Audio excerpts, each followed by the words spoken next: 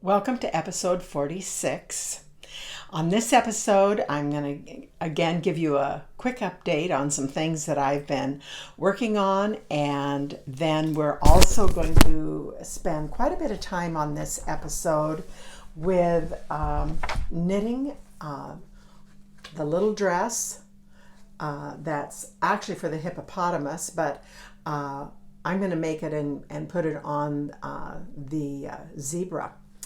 So the dresses, the clothing are interchangeable. I've had a number of people ask me if that works to interchange the clothes. So far, I've not found a problem with interchanging any of the clothes. So I chose this dress because there's a lot of different techniques. And for those of you that are beginning, some of the terminology will be new to you, making some of the stitches. And this dress covers a lot, including intarsia. So hopefully you will join me in knitting that dress. So we're going to cover that in this episode. Also, I've done a quick little project on how to use up bits and pieces of yarn, and these yarns are leftover pieces that I had from making some of the saltwater socks and other hats, and you end up with just pieces that you don't have enough to do anything completely, and yet it kills me to throw any of it away. If it's a small piece, I have no problem with that, but let's face it, we end up with a little ball, and it's just too much to feel comfortable throwing away. So I've devised this little hat. These are knitting squares on the diagonal. There's all kinds of YouTubes on how to do that.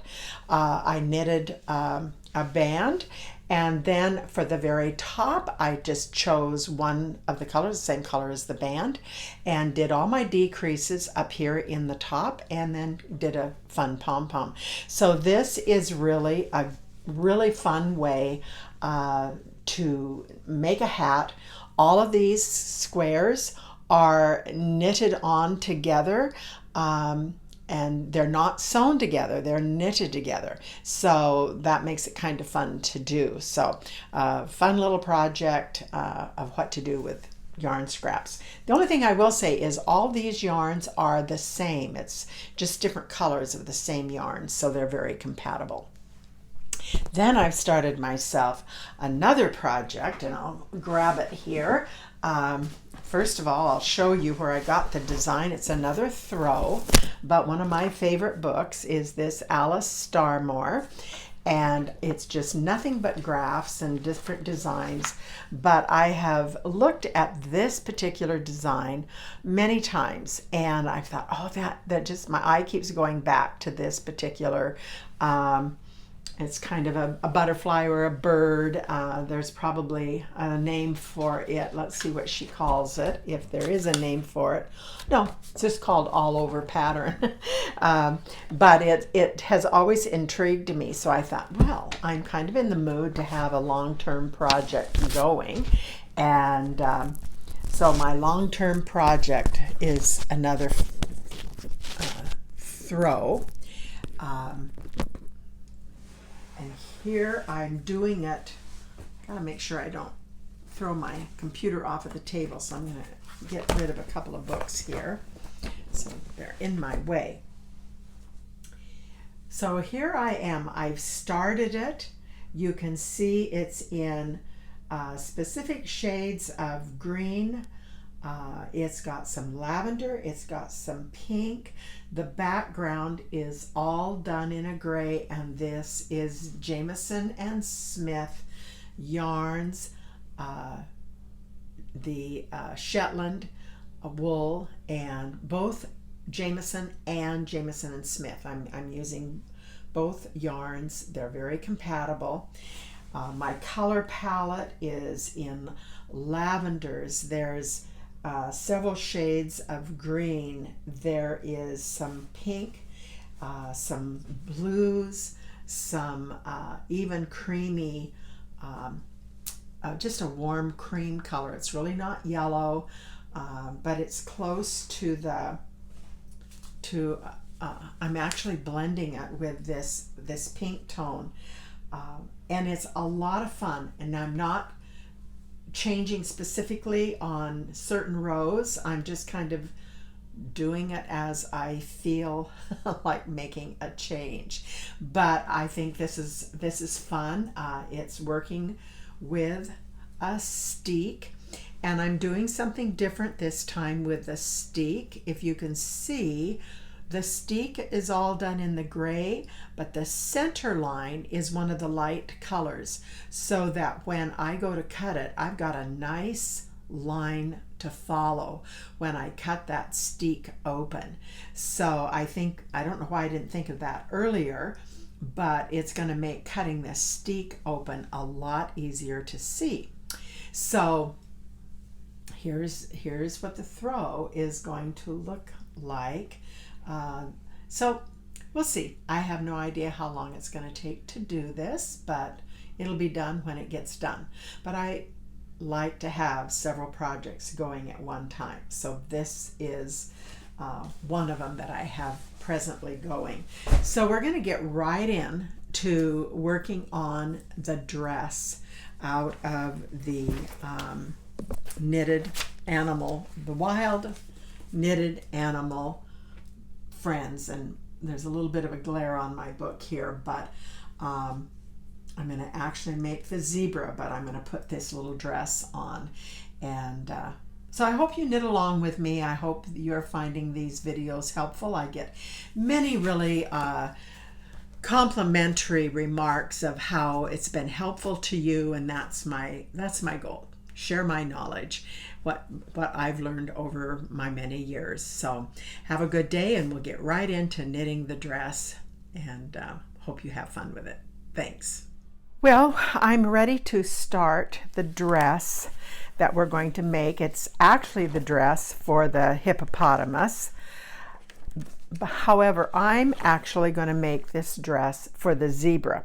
I've had that question asked me, are the clothes interchangeable? And they are, as long as you're using similar needle size for all your clothing and all your critters.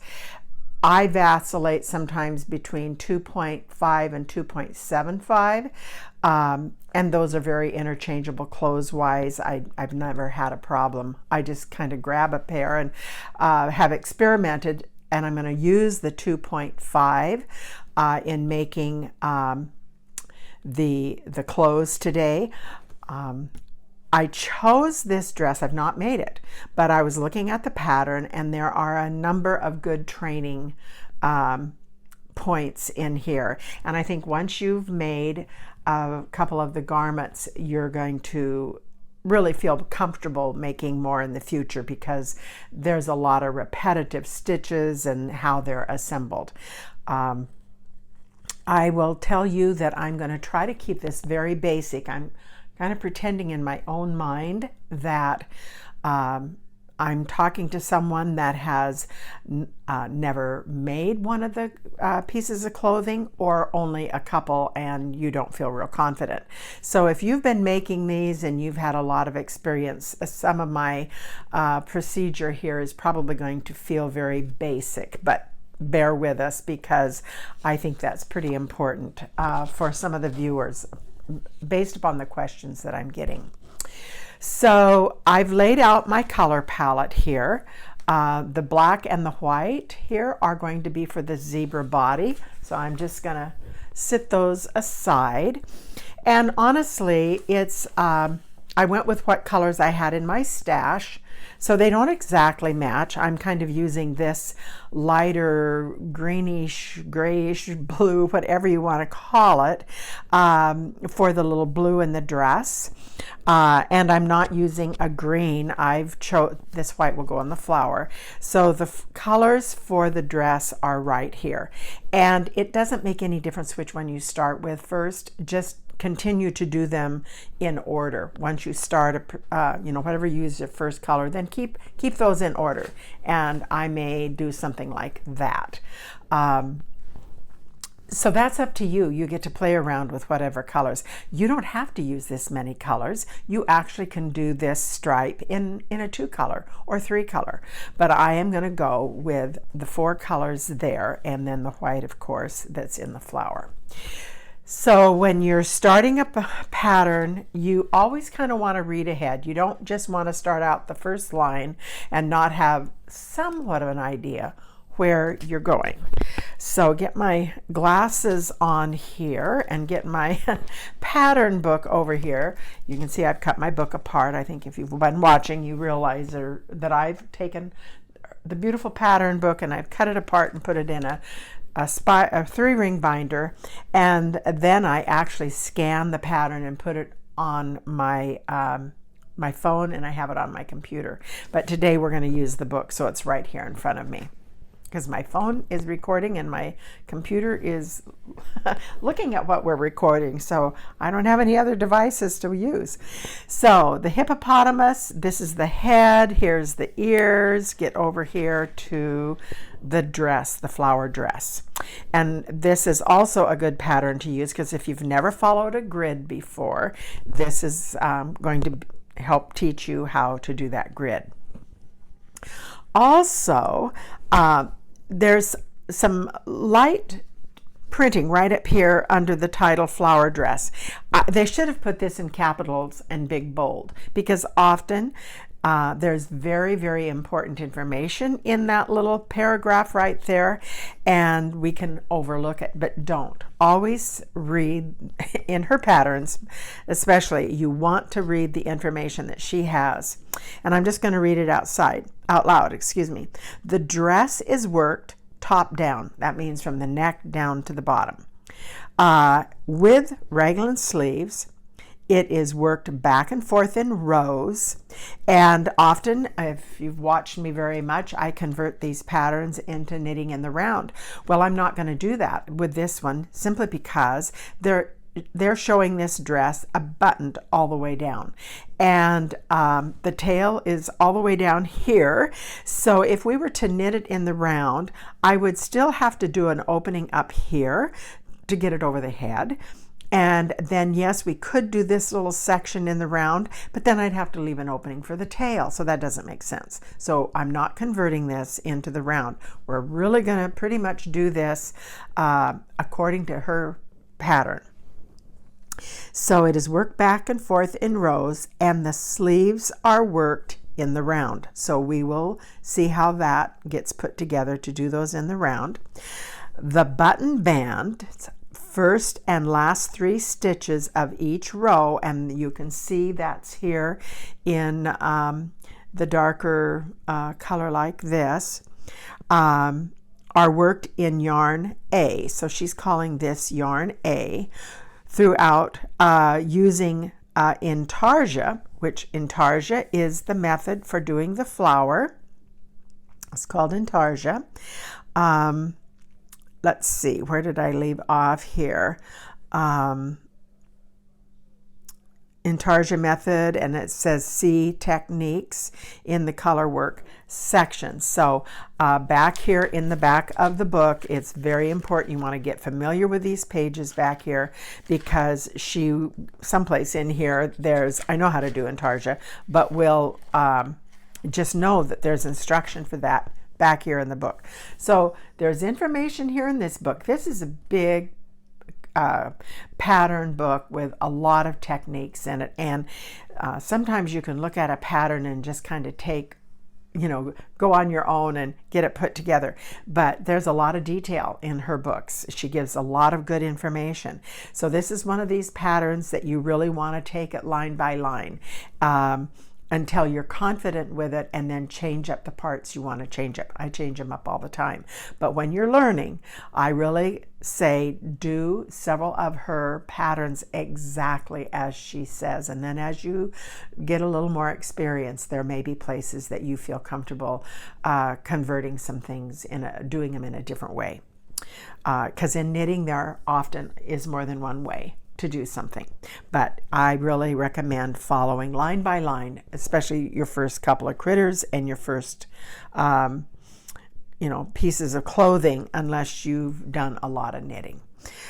Okay, so she's using a 3mm. Well, mine's a 2.5 in the clothing. And actually, I'm going to do my critter in 2.5, and I'm going to get my 2.75 for the clothing. I like to do them just one needle size bigger than what I do the body in. So the body is going to be 2.5, and I'm going to grab my 2.75 right now. Here are my 2.75 Flexi Flips by Addie, my favorite thing to work with on these critters and for making socks. So I'm going to get out just 2 of them. I have a couple of sets of the same size, and so that's why there's so many needles in that little container. Get my glasses back on here, and we're going to using the whatever needle size you've chosen, straight needles and yarn A. So I'm going to call this my yarn A also, and we're going to cast on 31 stitches. And she does have a cast on technique, but there are several ways to cast on, and I'm going to show you the one that I like to do. You can do a long tail cast on. That's always good. I always take my labels off here, and I like to do what's called a well, I call it knit on cast on, and so I'll show that again. I realize I'm maybe going too fast, but I make a little slip knot. Okay, I just did a circle and pull up in the center and then bring it down. I think if you crochet, that's probably something you do often in crochet. Well, there's my first stitch. And so now I'm going to sit here and I'm going to cast on 31 stitches. Make sure I'm still in the camera so you can see. So I'm going to show you that again. I went pretty quick. So there's 2 stitches now. My right needle, I'm going to put into that just like I was knitting actually, and do a knit stitch, pull it through. So there's 3 stitches. Just leave that needle in there. You don't have to pull it out each time. And just do that 31 times. Now I know I confuse people, there's more than one way to knit. And I typically, because my grandma taught me this way, go in the back of the stitch. You might be the knitter that goes probably the accurate way, and you go through the front and pull it through, and you can do that too. But I'm going to do it the way I've been doing it for 75 years of my life. I'm actually going to be 80. I find that shocking next month. And I don't know when that happened. It's like one day you wake up and you realize, oh, my next birthday I'm going to be 80. And it's like, oh my gosh, when and how did that happen? And of course I've lost count, but I'll stop here in a minute and count the cast on. Just have your consistency the same in your cast on. Don't get too tight. You want those stitches to move nicely on your needle. You don't want to have to tug hard to slide your stitches. Often people cast on way too tight, and then that first row is just miserable to knit into, and you get discouraged before you even get the first row knitted. So don't have your tension too tight. Always be thinking about your tension. Now you can go too sloppy, and that's not good either. So the more you get, the more you will be consistent in your tension. And so just every once in a while, just kind of check and make sure everything's sliding. And if it's not, take it back off and get it till it's right, because This is kind of like building a house. You know, if the framing or the foundation of the house are not straight, that house will never be plumb. It will never, the doors will never swing right. And it's kind of that way with knitting. You want to get a good foundation, and your cast on is the beginning of a good foundation and a consistent gauge. Okay, I should count. 1, 2, 3, 4, 5, 6, 7, 8, 9, 10, 11, 12, 13, 14, 15, 16, 17, 18, 19, 20, 21, 22, 23, 24, 25, 26, 27, 28, 29, 30, 31. Okay, that's my 31 stitches. Now, don't be concerned. My yarn, if you can see closely here, I'll hold this up. Maybe you can get a better view of it. My yarn is really looking like it's coming here at the second stitch. That's okay on the cast on. It's just the way it ends up when you cast on this way. But it could, you maybe could think, oh, I made a mistake there, but no, you didn't. That's just how, when you knit it on like that, that's how it comes out. So row 1 is knit. So this was the cast on row. This is not your row 1. We're going to do row 1 right now. And so I'm going to knit across. And now remember, when you're watching me, I go into most of the time I go into the back of my stitch rather than, and I could do it. I could be a good girl and do it from the front here for you. But I have found that I'm so used to going into the back. I had knitted this way for years before I realized, oh, not everybody knits this way. Very few people knit this way. So my grandma was a little girl born in Sweden, came to the United States, I think when she was about 9 or 12 years old, someplace in there. And, you know, she learned from her grandma. And so someplace along the way, and my sister knits the same way as I do. We just learned knitting into the back of the stitch. So we're just staying with that. Now, because we knit into the back of the stitch, I will confess there are times that I have to change that up in order for the stitch to come out. Even on these critters, I have to go into the front and of the stitch to make it, like, especially for, we're going to do some increases, left hand and right hand increases, and those have to be done accurately, or the twist in the yarn will not lay the way it's supposed to. But I just so automatically convert that I don't think about it anymore. So I'll help guide you along the way though. So right now you're just knitting across the cast on row. A couple of little things that you always want to keep in mind. Number 1, keep your stitches so they slide. Don't get your tension too tight. And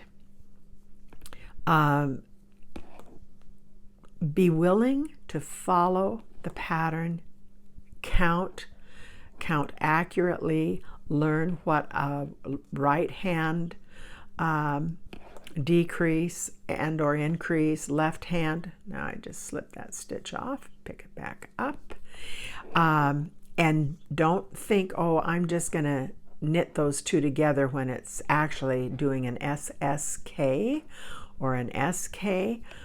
You must do the stitches according to the techniques in the book. And in the front of her pattern book, she has the abbreviations and descriptions as to how she says to do a stitch. Do it the way she describes it here in her pattern. You can go on YouTube and do research in SSK, for instance, and you may find more than one way to do an SSK. Different people interpret it differently. So just as a heads up, follow her abbreviations and don't try to take shortcuts on that until you know what you're doing. Back here in the front part of the book, I'll just show you. We have this page right here, and it says abbreviations, and it gives a brief description of what the abbreviation is, and you must follow this and get familiar with how she is doing these, because if you make very many of these, you're going to be using her techniques over and over. So that's just a word to the wise. So now our knit stitch is done. Second row is called a buttonhole row, and that means in this band that you see here on her dress, this is called the buttonhole band. So one side will have the buttonhole, and the other side of that will have the buttons sewn on. So when she says buttonhole row, that means you're going to be making the buttonhole. And so we're going to do it exactly as she said. So we've turned our work, and now we're going to go back, and it's a knit one, a yarn over, a knit two together, and then knit to the end.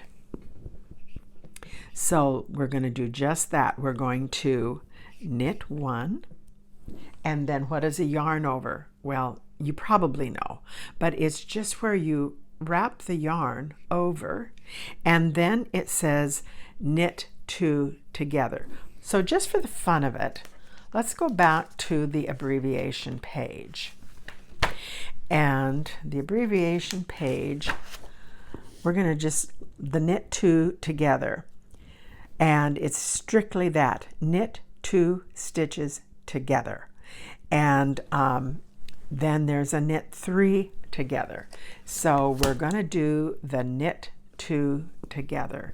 Now this is one of those spots that I could put my needle and knit through the back, or I could do it the way she intends, which is knit through the front. That is the right way. And I want my stitches to be slanted the correct way. So I'm going to knit the two together that she from the correct way. I'm going to go into those from the front side. And I got to tell you, sitting here with my needles out in front of me, this is awkward because normally I'm sitting in my recliner chair. But I'm going to do my best to stay in the camera and show you what I'm doing. So because those two stitches are awkward for me to get into, I just stuck my needle into the two stitches and I tugged a little bit. In other words, I stretched them just a little bit, and then it gives me room to get my needle in there, wrap that stitch and pull it through. Well, slipped off. Just keeping it very real. Okay, let's try this again. There. So that's the knit two together. So this, when we come back on our purl, we'll close that up and you'll or tighten it up, and you'll see the hole for the button. So then after we knit two together, it says knit to the end.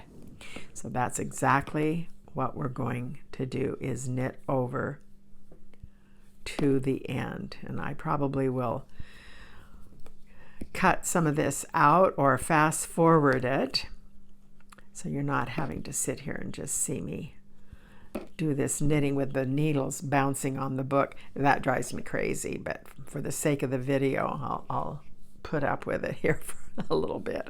Okay, last stitch on that row 2, and row 3 is knit.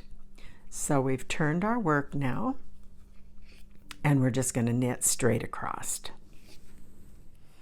Okay, row 3 is finished. This is where the buttonhole is. You just knit right straight across those stitches. And now we're ready for row 4. And it tells us to knit 3. So we're going to do that.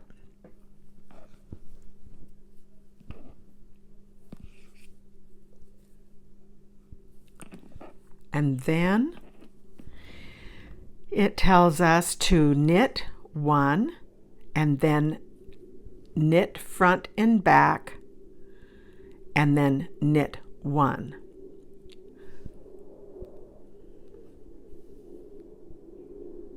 So we're going to do 1 stitch of,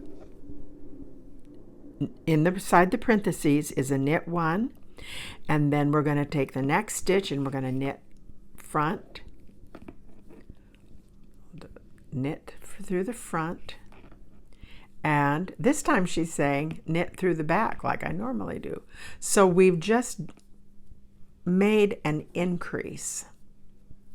Basically we have 2 stitches now in that stitch, and then it says knit 1, and that's the end of the parentheses. So we did the knit 1, we did a knit front and back, and then we did a knit 1, and that's all in parentheses, and it says to the last 4 stitches. So we're going to repeat what's in the parentheses. Is the knit 1, knit front and back, and knit 1 to the last 4 stitches. So you have to start remembering and kind of thinking, and if it's kind of hard for you to think, oh my goodness, what if I make a mistake and get off my count?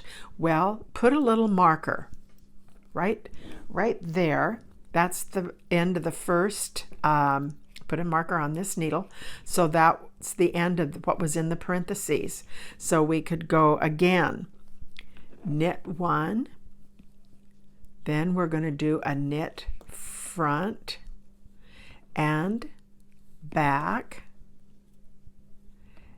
and then we're going to do another knit 1. Okay, that's that in the parentheses again. So here again, and you can put a marker. And until you get real comfortable, I suggest using the markers. I wouldn't use a big fat heavy marker there because you don't want to add space. You could take a piece of yarn and make, you know, a little loop out of a piece of yarn. You don't have to have something like this, but this is what I have. So let's do that again. It's a knit 1, a knit front, and knit in the back of that same stitch. So that's an increase, and then the knit 1 again. I'm going to put another marker just so you can keep track.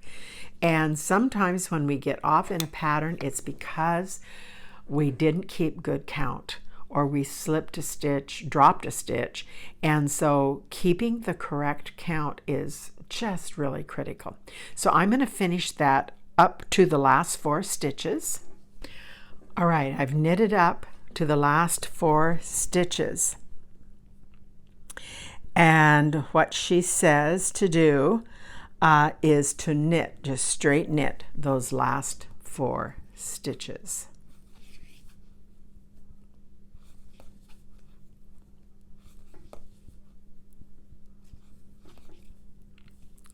All right, that is the end of row 4. Now the next step is change to 3.5 straight needles and go to yarn B. Now I just have to confess, I do not do the needle changes. Her point is if you'd used a smaller needle here, and I could have done that easily, it would make this a little bit tighter. So you could do that. Here's where if you don't read real far ahead, you don't catch that she's changing up needle sizes.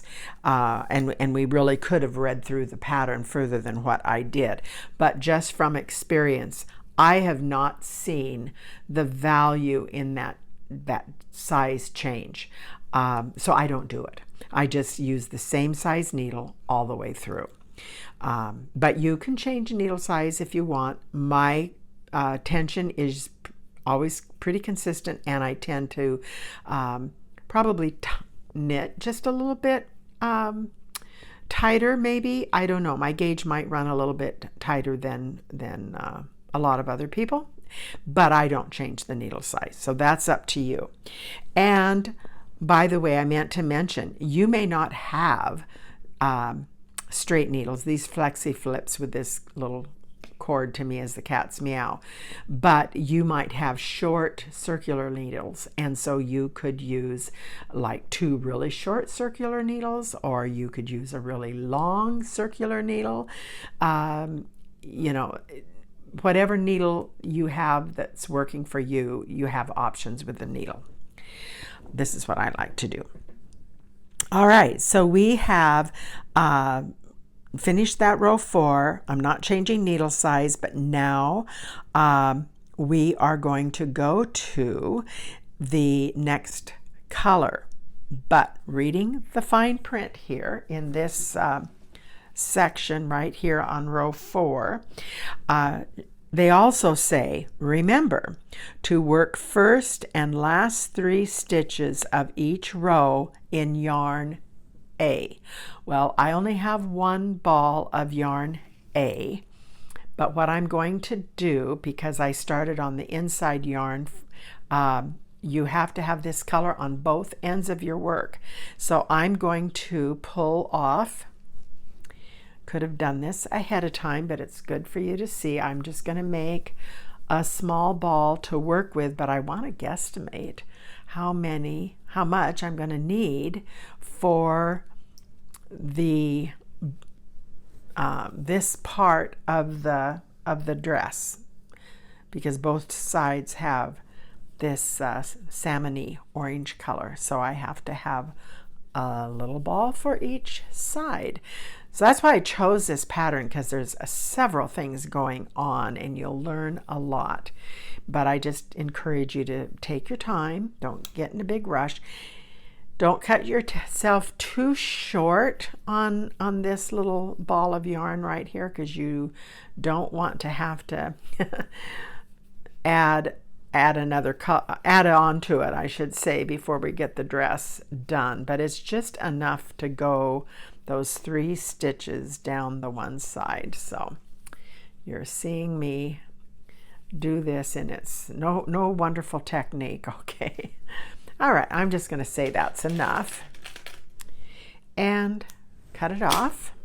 All right, we're sitting now at row 5, and we're adding in yarn B. We've changed colors, but we're keeping our orange on because our border, the buttonhole rows, that outer tab is done in the orange color. So to add on a new color, we're just going to pick it up. I hold it with my right hand, my fingers right here, pinch it kind of with the stitches that are on my right needle, and we're going to purl 5 stitches. So let's do that. 1, 2. I'll make sure I have enough of a tail here to, that's enough to weave in. 3, 4, 5, and then it said to place a marker, which I did. Now I have my yarn here on the front side, and that will be okay, because when we go to change, coming back to pick that up, it'll just slip through the stitches there and it'll be fine. But this is what this is going to look like from the front side there. So it said place a marker after the 5 stitches, and this is setting up for the raglan sleeve. So very critical that we have our stitch count. We get the marker in, because this is considered a setup row. And now we're to purl 6, and this is actually going to be part of the sleeve, the big top of it. So there's 2, 3, 4, 5, 6, and place a marker. And you want to keep your tension consistent. This is where it's easy to get it kind of sloppy, and or way too tight, and then you're not going to be happy. But so do pay attention as we're doing some of this detail, because it is kind of easy to lose concentration of where you are with that. So now that was our purl 6. We placed a marker, and now we're going to purl 12. It's 11, and this one is 12. Okay, and after number 12, it says place a marker. This is the starting of the next on the other side of the garment where the raglan will start. So we've placed a marker. We've got our, it's fighting me with my yarn. I got to take that off and get my yarn on the other side. Okay, there. And after 12, we place the marker, and now we're going to purl 6. Okay, there's our 6, and we place another marker.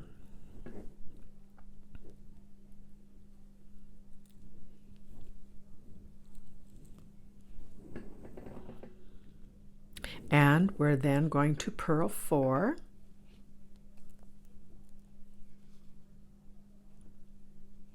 Oop.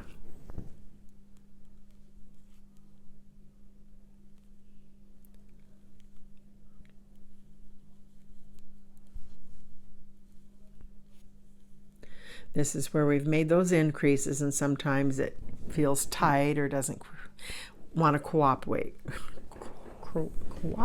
quite right. Okay, so now we're back to the 3 stitches that's on that button band, and we've pulled off some of the orange, made a smaller ball to be the orange that's coming up this side of the garment.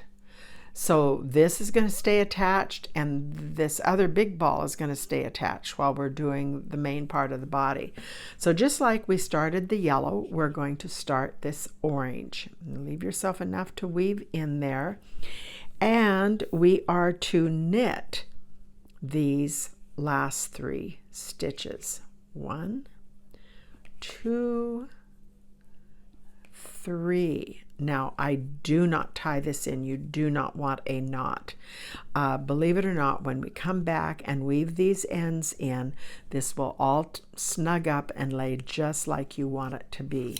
So now we're going to turn our work, get ourselves straightened out here. So I've got the 1 ball of orange over there on that side.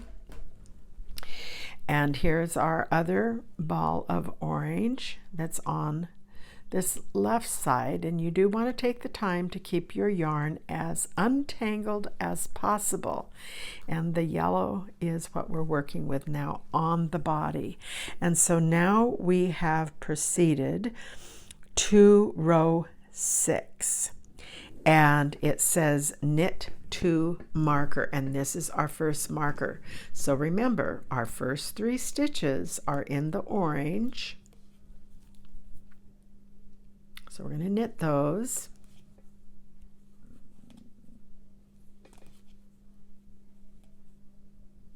All right, now we go to the yellow. So if we just picked up the yellow and started knitting, we would have no connection between the orange and the yellow. So what you want to do when you pick up your yellow, you want to have your orange laying off to the left. I lay it right there close to the top of my needle so I can see, and I reach back here and I pick up my yellow, and making sure that my orange thread is lying between my live yarn right here and the stitches on the needle, so that when I go to knit that first yellow stitch, the orange is going to get caught in the back of that stitch, and it's going to get snugged right down. Okay, tug on it a little bit, and when we come back across, it's going to be wrapped around the back side of this yellow stitch, snugging up this space between the orange and the yellow. That's very, very important that you do that, or else your orange will not be connected to the yellow, and you'll have a great big opening in your garment, and that is not what you want. Okay, so with that in mind, it says knit to marker. So we're going to continue in our yellow over to the marker. And I'm just trying to take this very slow for those of you that have struggled with or have not knitted any garments yet. Okay, there's our marker. We've not slipped the marker yet. And we're going to I'm going to turn the page, go back to the abbreviation so that you can really understand her instructions. So it says knit to marker, and then it says an M1R. Well, let's go to the abbreviation page. You want to get real familiar with this abbreviation page. May want to take a copy of it and have it, right alongside your pattern so you're not flipping back and forth. But down here at the bottom in the book here, I can hardly get it into the camera, but it says, make one right from the back. Lift the loop between the stitches on the left needle and knit into the front of the loop. Okay, so we're going to lift the bar. See, there's a bar between those two stitches. We're going to lift that up. All right, and so that bar now is sitting on our left needle. I want to double check myself here because I don't want to tell you wrong. It says lift the loop between the stitches with the left needle, and I lift it with the right and put it onto the left. Knit into the front of the loop. And so for making one right, we're going to knit into the front of, this is the bar sitting right there. So we're making a stitch. So we're going to knit through the front. Okay? We knit through it and slip it off. So now it's over there on the right needle, and we've just made a stitch. And we made one called right. And there's a very big distinction between the right and the left and it's to make that raglan. If you look close on your pattern here, it's not a real good picture, but you can see a diagonal line going up, and that's where we're increasing for the raglan sleeve. And so that's why it's important that you do the make one R and the make one L according to her instructions so that it looks accurate. So now we are at the point of knitting to the marker, and it says slip one. Slip the marker, SM, slip marker, and then it says knit one, and then it says make one L, M1L. So again, lift that bar, and to make one left, instead of knitting into the front of that stitch, we're going to knit into the back of that stitch. So by knitting back here, pull through, that's a make one left. So we just did another increase. And then our pattern says to knit to marker. See the parentheses around that whole section? Knit to marker, make one R, SM, which is slip marker, knit one, make one L, and an end of parentheses. We're going to repeat what's within that parentheses. We're going to repeat it 4 times. So where this is the second time now. So knit to marker,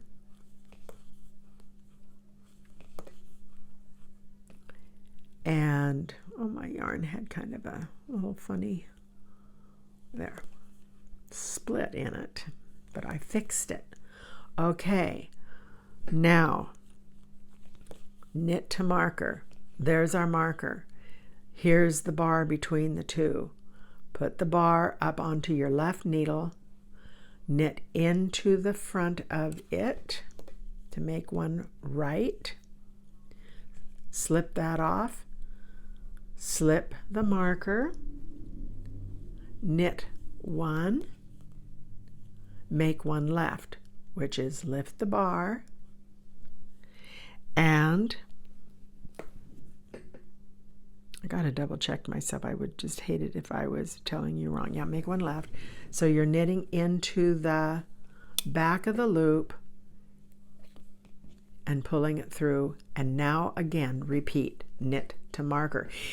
And where people are getting into trouble is, and it's easy to do, is to get your make one right and make one left twisted.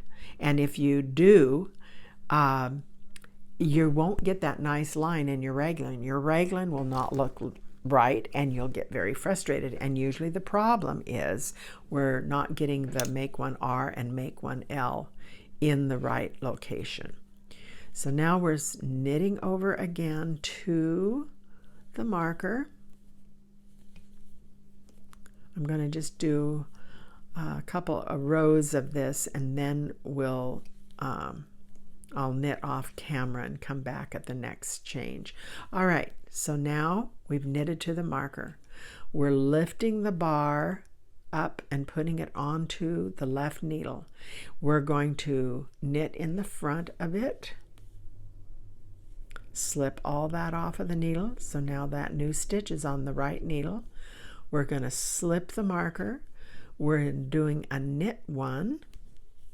And now we are doing an M1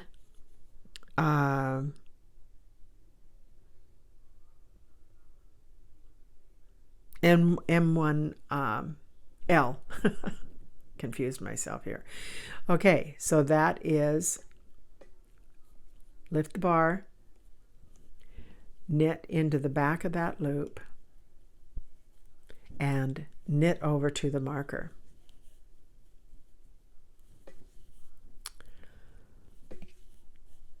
You do it enough, then it just becomes automatic, and then if you stop and talk, you forget where you are. All right, so we're to the marker. We're going to make one right, which is slip the bar up there, and we're knitting into the front. Okay, we knitted into it, slipped it off of the left needle over to the right, slip the marker, then it's a knit one, make one left, which is lift the bar, knit into the back of that loop, slip that off of your left needle onto your right, and then it says to, we did that 4 times, and now it says knit to end. Well, note, we're only going to knit to end, but we have to change color. So we're going to knit the yellow stitches with the yellow.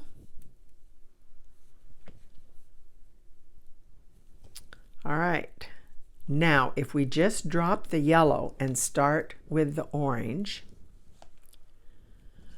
like I said, we'll have a gap. Those two won't be joined. So this is where it is important now to bring your yellow yarn in between your live yarn orange and that first stitch, because we're going to knit it so that it's right in there. It'll get secured.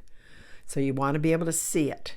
You don't want this dropped down in the back and not in between the two. You want it between your orange yarn and your needle. So now we're going to do those 3 stitches.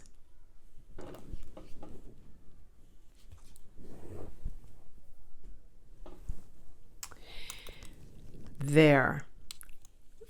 That's our first row of going all the way across with 2 colors. And this little stitch right here looks a little bit big, but it's because that yellow tail hasn't been woven in yet. Now you can stop and weave your ends in right now, or you can wait to the end of the garment and do them all at one time. Doesn't make any difference. Sometimes I like to weave them in along the way, especially if there's a lot of color change, because you start getting a lot of strings hanging down. So now we've turned our work and we are ready to go to the next row, and we get to change colors again. And I'm not going to cut my yellow yarn. I'm going to try just working it all the way up so I don't have a bunch of ends. Let's try that. we're going to have a lot of colors dangling here. Now that might be the reason why we start cutting and go ahead and weave them in. But we don't have to do it that way. So I'm gonna see how well it works just to run the colors up the sides. Might be a little more work one way, but a little less work another way. All right, so we are now going to be on the row 7, and we're changing colors. So we've done the yellow, the orange, and I think that I'm going to go with the pink at this point in time. That's all personal choice. No wrong. You don't have to make it look exactly like the book. You can, but you don't have to. She has a lot of good color choices, but sometimes you can't get her colors, or you have a plethora of something else that you want to use up. So let's do our first 3 stitches again. And this is where kind of sitting in the recliner chair and knitting kind of has its downside, because it's hard to keep all this yarn straight. But sitting at a table doing it, while it's inconvenient in one way, it does kind of help keep your yarns straight. So the first 3 stitches are the knit in the orange color. So we'll just do that. All right, and now we're going to add our pink, just like we did the yellow. Give yourself enough tail to weave in, but it doesn't have to be an enormous amount. And we are purling to the last 3 stitches. So we're not doing an increase here at the raglan this time. We'll just be slipping those markers over. So let's get a purl stitch in here. All right, there's our purl. I'm going to tug all of these so we don't have a lot of gaps. And it would be lovely to catch all of these in that purl stitch. I wonder if that's going to work. Not very well. Not going to try to do that. So we're just going to start purling all the way across. And I have a sneaking feeling that when I come back, I'm going to want to weave in some of these stitches. And the reason why is I want to keep my tension snug there at those color changes. Otherwise, that can get really loose and sloppy. And then it doesn't feel right in your hand when you're knitting on it, and it's hard to keep gauge. That yarn split. So we're just going to do a nice knit row across, being very mindful of your gauge and slipping that marker when you get to it. Okay, all the way across. Don't want to be in a hurry, especially on this where we're changing color. Now, if you were knitting this all in one color, it would definitely go a little bit faster, but kind of fun to have all the color changes. Now, I don't know if Sheep G's makes a real variegated, I don't think I've ever seen that, but a variegated yarn would be cute in some of these clothing too, and not maybe mess with the stripes, but you know, the stripe I think is kind of cute. So we're almost to the next marker here.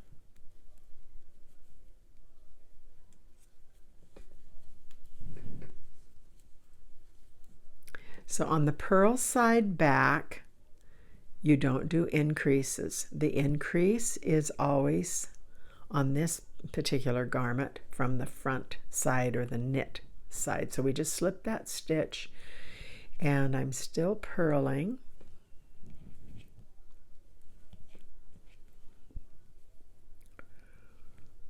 The purl side kind of anchors everything in place when you are not doing an increase on that row. It just kind of, this is the row that kind of snugs everything back up. Okay, we're at another marker. We're going to slip that marker.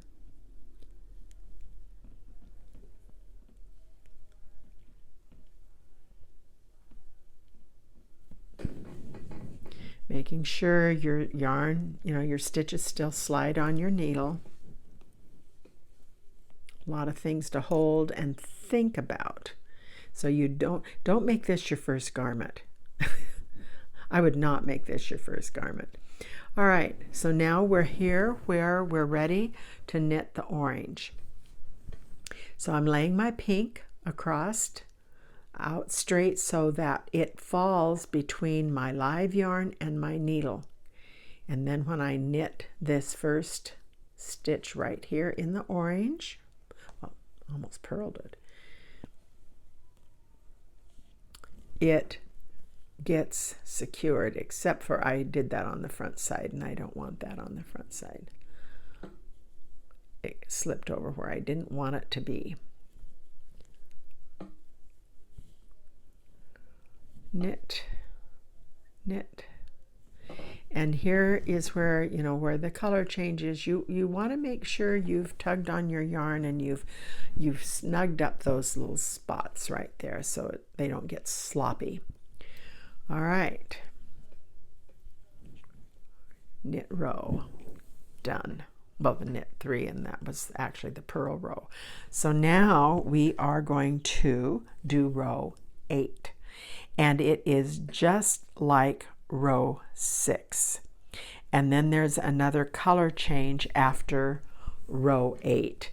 And I'm not going to sit here and do that because it's repetitive of what we just did when we added the yellow and then the pink. So I'm going to finish working on this up and I'll come back when there is a definite change in what we're doing on the raglan. But just keep doing these increases and I'll be back in a bit. I have just completed row 24. Working between the markers, making the increases as the pattern calls for. 24 was a knit row, and then the next thing it tells us we are to do, this will be a purl row, and it's going to be dividing for the front, the back, the 2 back sides, and the sleeves. So how do we do that? Let's just read on row 24. It's telling us that these markers now will be removed. And it said change to yarn D. Well, my yarn D is my lavender. So I'm going to get my lavender up here, turn my work so I'm on the purl side.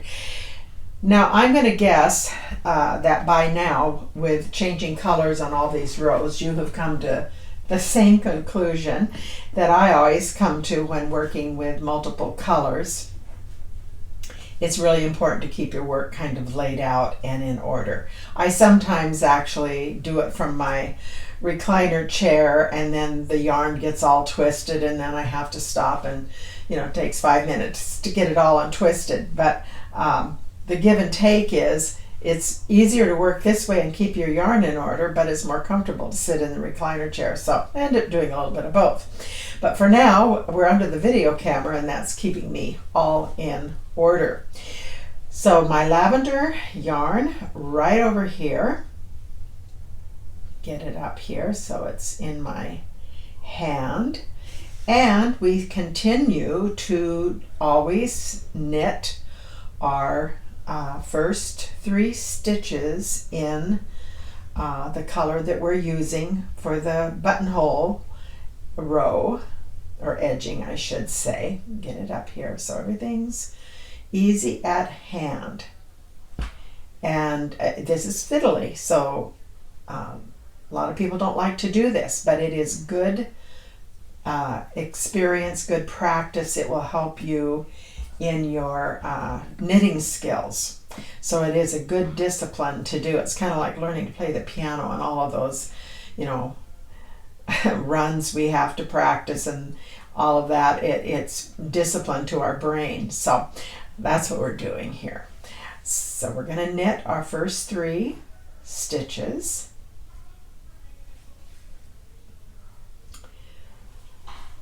Okay, we're going to come over and pick up our lavender. Now I'm laying my yarn straight across here, so when I pick up my lavender, I'm catching my border yarn there. And now it says to purl 15 stitches. So let's do just that. I always feel clumsy when I'm on the camera. Pull your tension up so you don't get big loosey stitches there when you change your colors starting a new row.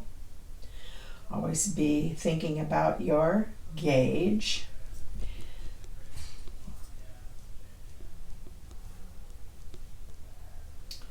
Like I say, this is a little fiddly, but really, you learn to do this dress, and it's going to help you in so many other pieces of the clothing and just feeling comfortable with the stitches.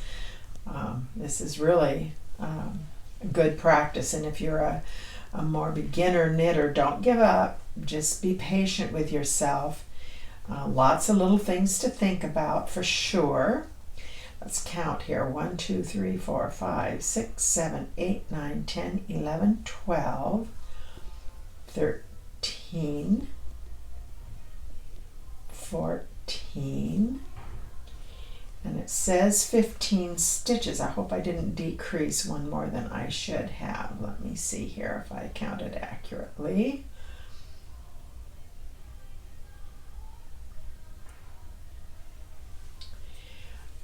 And it's taking us 15. I'm going to trust the pattern.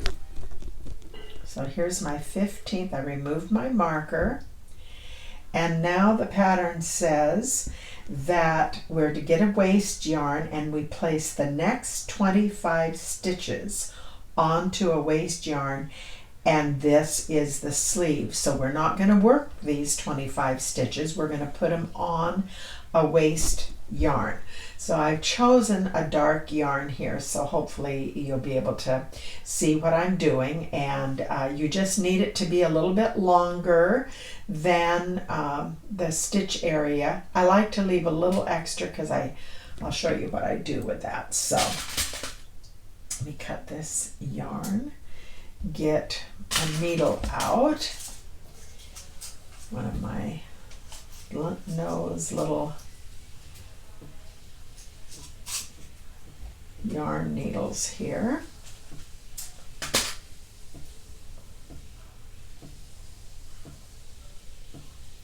We're going to be doing this for both of the sleeve areas.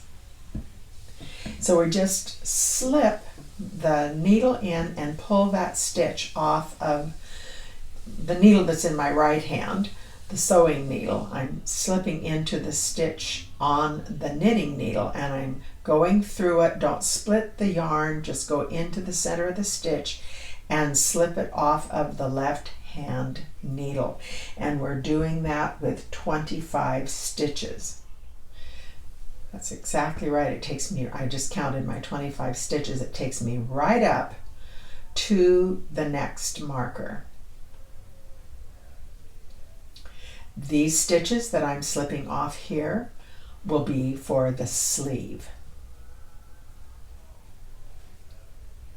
Okay, I came right up to the marker. Get rid of the marker. Pull your waste yarn through so you can get a hold of it and pull that tail through. Take my needle back off, and there are those 25 stitches on the waste yarn. And what I like to do, just so I don't accidentally pull them out, I'm going to tie a little knot in that waste yarn, because then I know those stitches are secure and that waste yarn's not going to accidentally get pulled out. So now we have the stitches for the one side of the back, and then we come over and these are the stitches for across the front of the garment. Remember, we're purling, and we're going to continue to purl now over. Pattern tells us to purl 33 stitches. And that's exactly what I'm going to do here. I'm probably going to cut the video so you're not sitting here watching me having to knit all 33 stitches, because my videos tend to get a little bit long sometimes, and I worry about that. But then I think, well, but there's important things we need to show and things we need to say. So anyhow, just purl right straight across, and make sure that when you joined these two areas that you got your tension to normal tension, so that you don't end up with a gap right here where the sleeve starts. And may actually have you finish the dress part, the body of the dress, and then we go back and pick up those sleeve stitches and knit those. But we're going to get the body of the dress completed first. This is will be pretty basic what we did with the top part of the dress, except for we won't have all the increases to do at the raglan edge. So we're just about up to the beginning of the next sleeve.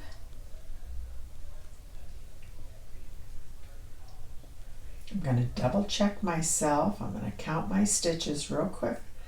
And there's my marker, so I'm going to take my marker off. Now I'm going to go back, and from where I picked up these front stitches, I'm going to count to make sure that indeed it's 33 stitches. So give me a moment here to count.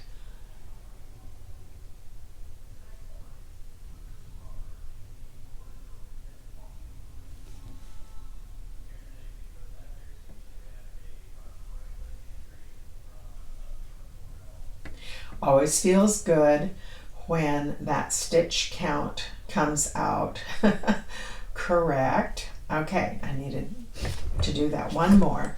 So there's my 33 stitches, and again we're going to take waste yarn, and just as the pattern says, the next 25 stitches go on a waste yarn. So that's what we're going to do. Once again, cut myself a chunk of waste yarn. Here's my needle.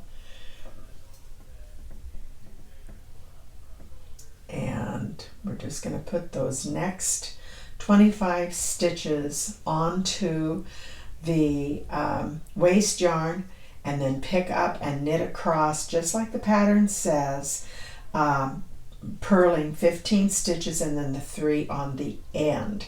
So I'm going to come back as soon as I have that part done.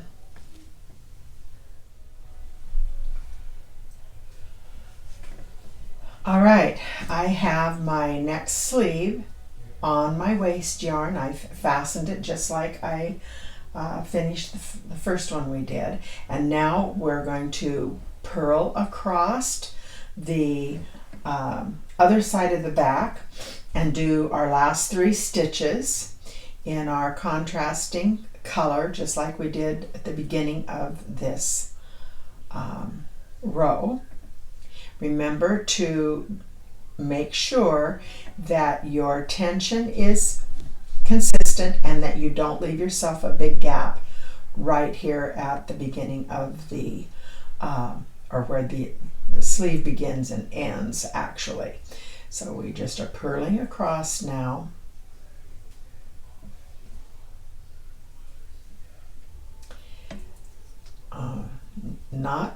Not difficult, but just a few little things always to keep in mind when, and tension is a big piece of it. You want consistent tension, and honestly, that just comes with doing a lot of knitting.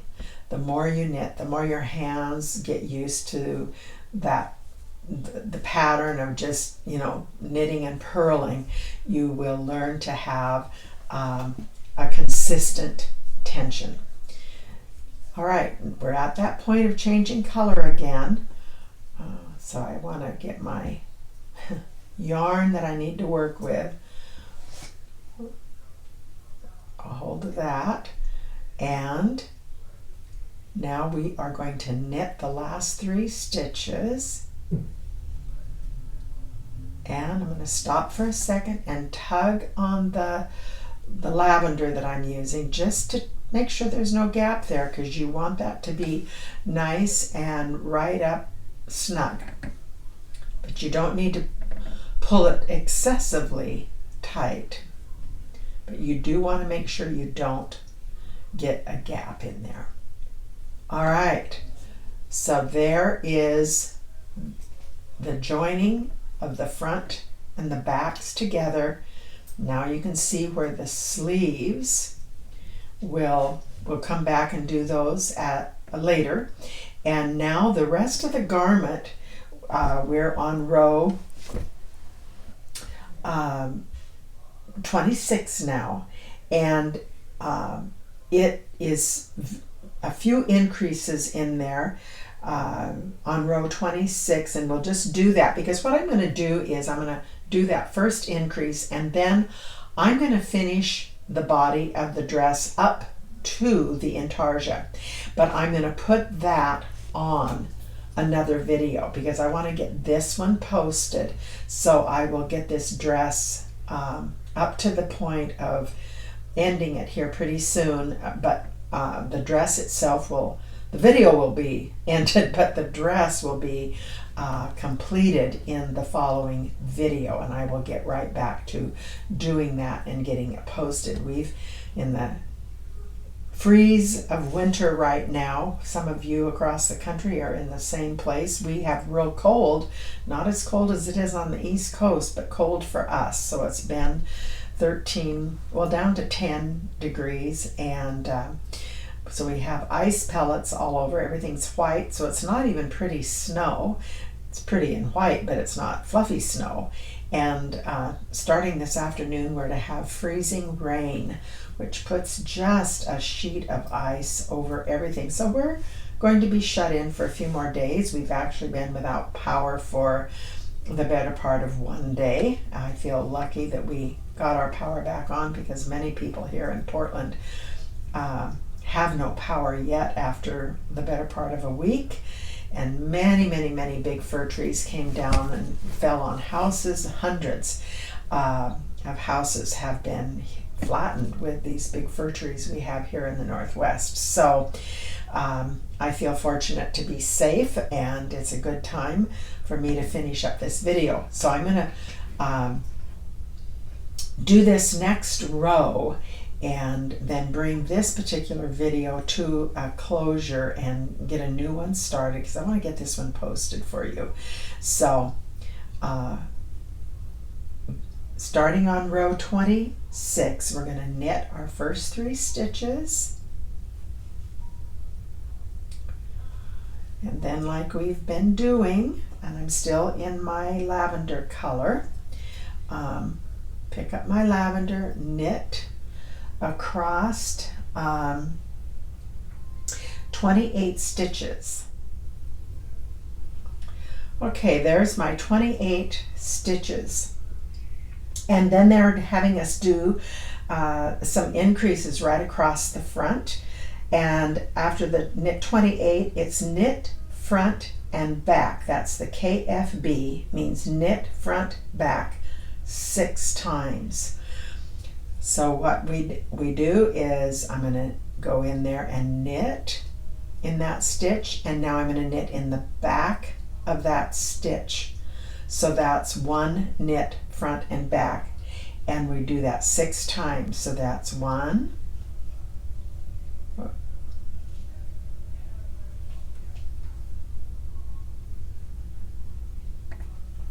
2, I'll do that slowly so you can see what I'm doing. So I'm knitting into it. This will be the 3rd one. Going in. I'm knitting, but I'm not taking the stitch off of the left hand needle. I'm leaving it on there. So I've pulled my yarn through. Now I'm going to go into the back loop behind my needle, and do another knit into the back. That's my third increase. Show you that again. Go in to the front of that stitch, wrap, pull the stitch through, leaving that stitch on my left hand needle, and now I'm going to go into the back, pull that loop through, slip my yarn there. Okay, so that is 1, 2, 3, 4, and we need to do that 2 more times.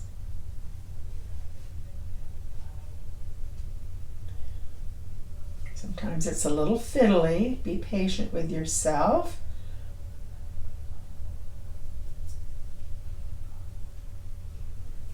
Five, and this is number 6.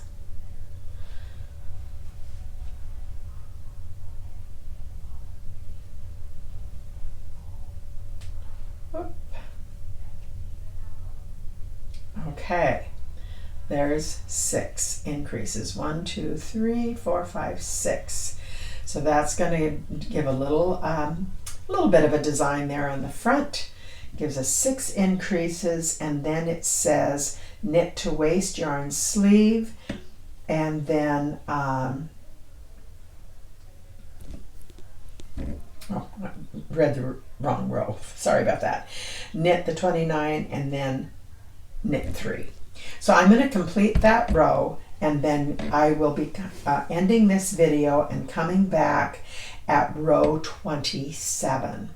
I will actually come back as soon as we start the intarsia, which is in a couple more rows down. We go over and work the chart, and so I'm going to put that all on the next video. So thank you for watching. I hope this has helped you get started in making your little dress and learning maybe some new design stitches. Certainly we make a design for the raglan here, and all of this applies to if you were knitting a sweater for yourself. Same principle. So have fun with that, and we'll be coming back on another video. Have a good day. Please hit like and share if you like these videos. I really appreciate it, and we'll see you on a new video very, very soon where we complete the little dress here. Thank you for watching.